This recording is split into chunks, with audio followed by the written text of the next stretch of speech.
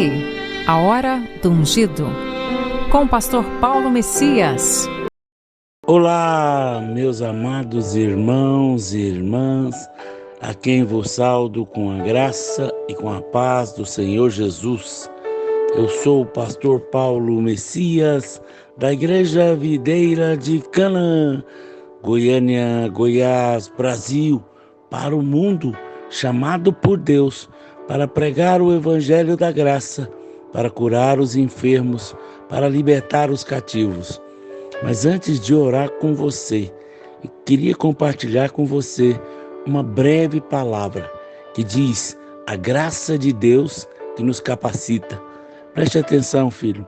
Em Atos capítulo 4, verso 33, diz o seguinte: com grande poder, os apóstolos davam testemunho da ressurreição do Senhor Jesus, e em todos eles havia abundante graças. Aleluia! Em Atos 14, verso 26, diz o seguinte: e dali navegaram para Antioquia, onde tinham sido recomendados a graça de Deus para a obra que havia já se cumprido. Por que a graça de Deus foi tão importante na experiência dos primeiros cristãos? Porque a igreja de Antioquia orou para que a graça de Deus estivesse sobre Paulo e Barnabé, e mais tarde sobre Paulo e Silas, quando partiram em suas viagens missionárias. Porque nós precisamos tanto dela. Alguém já disse que a graça de Deus é presente dado sem que mereçamos. A graça portuguesa, que vem do latim gratus, agradável, amável, dentro da teologia cristã, a graça vem indicar favor divino, gratuitamente oferecido, com base na missão de Cristo, recebida através da confiança humana na palavra de Cristo. No vocabulário, no grego, é charis. A palavra traduzida por graça envolve muitos sentidos. Significa graciosidade, atrativos, favor, cuidados, ou ajuda graciosa, boa vontade, dom gracioso. O pastor, o que significa graça? O significado mais comum da palavra graça é o favor imerecido de Deus. Em outras palavras, significa que eu e você, embora pecadores e merecedores do julgamento, Deus olhou para nós com amor e nos perdoou. Isso é apenas metade do seu significado. Graça também pode significar poder de capacitação de Deus. Efésios capítulo 6, verso 10. A graça não somente nos aceita na família de Deus, mas também nos supre o poder que necessitamos para viver a vida cristã. Quero ler com você duas passagens da Bíblia que indicam os dois significados, o aspecto da graça de Deus na vida de todos os crentes. Efésios capítulo 2, do verso 8 e 9. Favor imerecido de Deus, porque pela graça sois salvos, por meio da fé. Isso não vem de vós, é dom de Deus, não vem de obras, para que ninguém se glorie. Efésios capítulo 1, do verso 4 ao 6, diz que é poder de capacitação de Deus. Olha só, como também nos elegeu nele antes da fundação do mundo, para sermos santos e irrepreensíveis diante dele em amor, e nos predestinou para sermos filhos de adoção por Cristo Jesus, para si mesmo, segundo o beneplácito da sua vontade, para o louvor da sua glória, da graça, a qual nos deu gratuitamente no amado. Sabe, filho, nesses dois textos, o que é a graça de Deus? Veja que além de você não merecer nada e receber o perdão, mas também é poder de Deus para transformar você em uma pessoa santa e irrepreensível diante dele em amor. Paulo diz isso em 2 Coríntios capítulo 5, verso 17. O bom disso tudo é que esse poder é dado sem nenhum mérito de nossa parte.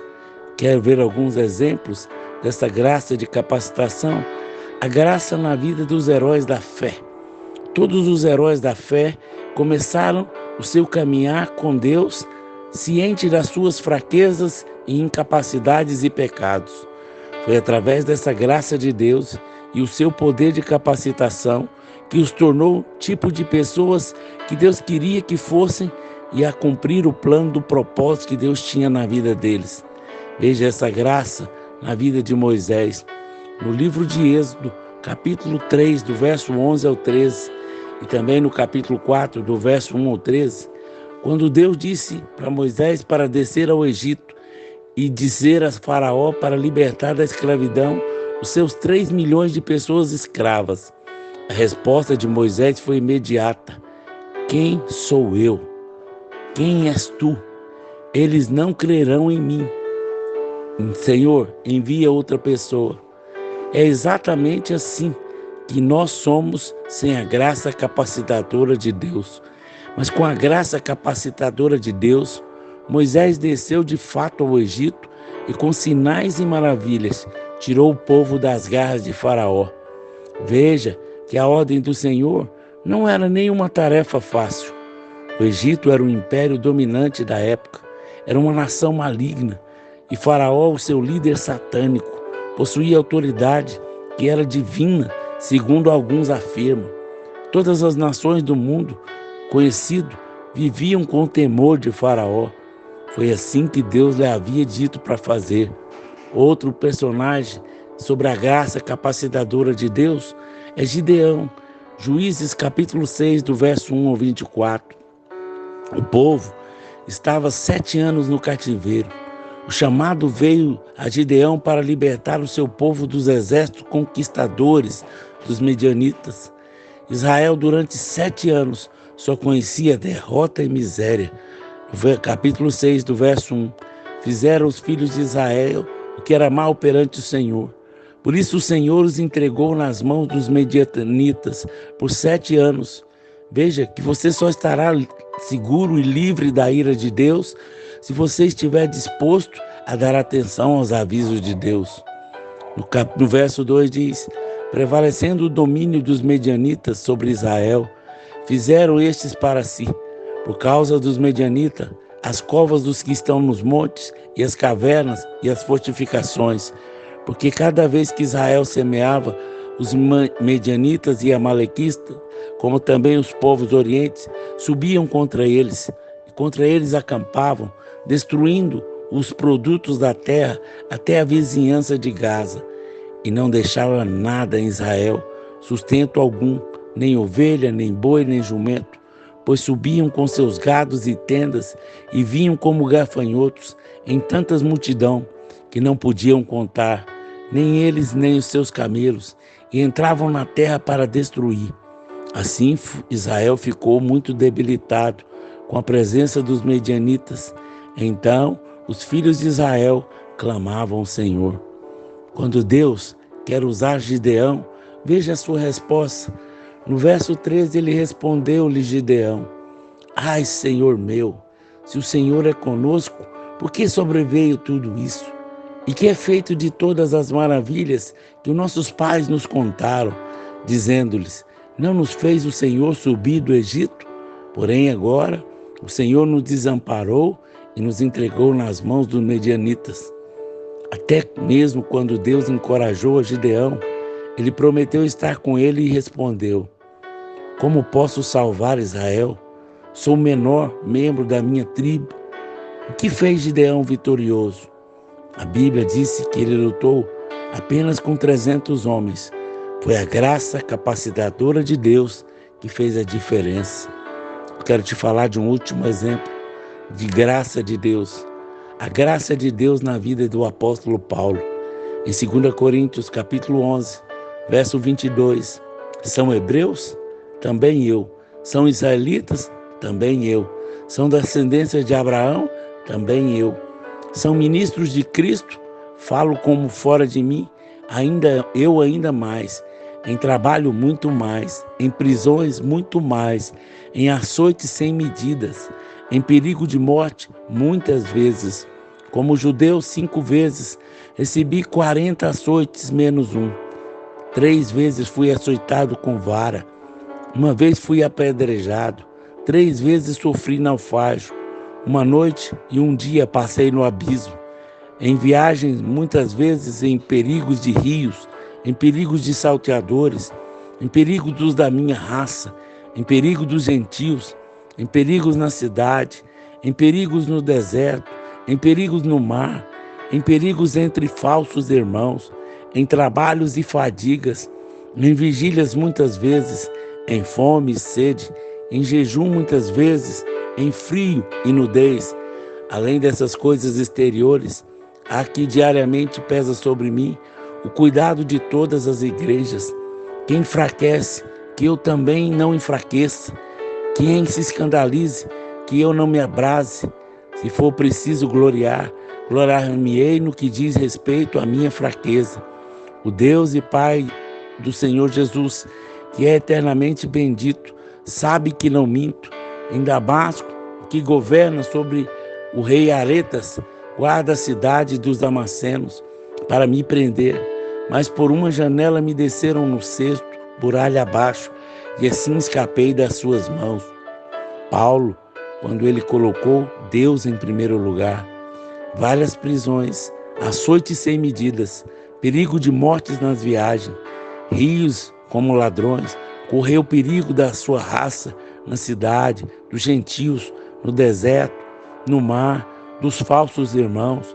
Levou 40 açoites menos um, noite e dia no abismo, naufragou, sofreu fadiga, muito trabalho, muitas vigílias, passou fome, passou sede, jejuns, passou frio, ficou nu. Quem suportaria tudo isso sem a graça? Paulo, quando apanhou, levando mais de 72 açoites, chicotadas e depois apedrejado, ele não tinha plano de saúde para ser tratado. Quem cuidou de Paulo? Que hospital ele ficou internado? E quando Paulo ficou velho, quem cuidou dele na velhice? Ele não tinha aposentadoria. Quem cuidou dele? Quem foi responsável pela sua aposentadoria? Filipenses capítulo 4, verso 19, ele disse: o meu Deus, segundo a sua riqueza, haverá de suprir cada uma das nossas necessidades. A nossa intenção não é tirar de você o plano de saúde e nem a sua aposentadoria. A nossa intenção é tirar você de confiar nessas coisas, colocar a sua confiança em Deus. Manda aos ricos deste mundo que não sejam altivos, nem ponham esperança nem certeza das riquezas, mas em Deus, que abundantemente nos dá todas as coisas para delas gozarmos. 1 Timóteo, capítulo 6, verso 17. Quem suportaria esse tipo de sofrimento sem a graça capacitadora de Deus? Paulo chegou a dizer que a graça de Deus era abundante na sua fraqueza. O poder de Deus se aperfeiçoa na nossa fraqueza. Essa graça é que faz com que eu e você vença os desafios que surgem na nossa vida. Eu quero te dizer, você tem desfrutado da graça de Deus na sua vida? Dentre aquilo que foi ministrado nessa mensagem, o que significa a graça de Deus para você? Vamos orar? Vamos falar com Deus? Pai, graças te damos, Senhor, pela Tua palavra. Que a cada dia mais tenhamos revelação do Senhor. Que a Sua graça não se torne vã, nem na minha vida, nem dos meus irmãos. Que possamos cada dia mais buscar graça para sermos capacitados pela Tua palavra, pelo entendimento, pela revelação. Que possamos ser revestidos com o Teu poder, revestidos com a Tua unção, para que nós possamos cumprir o Teu propósito. Livra do engano, livra da murmuração, livra de todo o mal, Pai. Abençoa a mim e a todos que estão me ouvindo através desse canal do YouTube. Que a graça do Senhor seja multiplicada sobre nós, em nome de Jesus. Amém, amém e amém. Se você foi abençoado com essa palavra, deixe um comentário no nosso canal e ajude a divulgar para que mais e mais pessoas recebam graça de Deus sobre a sua vida.